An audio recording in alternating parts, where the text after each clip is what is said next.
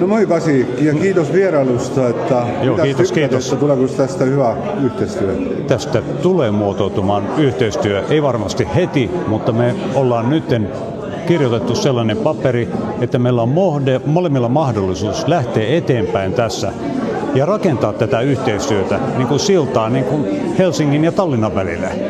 Niin nyt me voidaan edetä, koska meillä on samat ongelmat ja samat haasteet omissa maissamme ja omissa kaupungeissamme. Soomlastega tulime kokkuleppele selle, ma käisin soomlaste kongressil, nimelt põlissoomlaste kongressil, ja seal tekkis väga hea ja otsekohene ja praktiliselt ilma igasuguste takistusteta kontakt Helsingi põlissoomlaste ringkonna esimehe Pasi Raudsaga.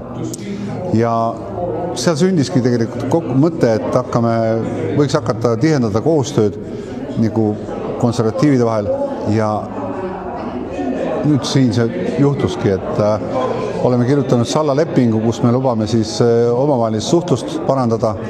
Esimene punkt on siin juba täna tehtud.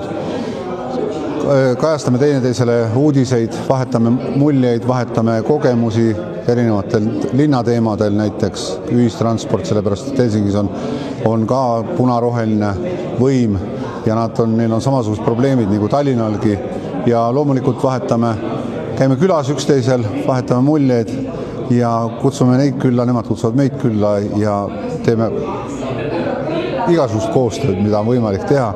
Juba eile tuli hulga tarkusi, nii et ainult paremaks saab minna.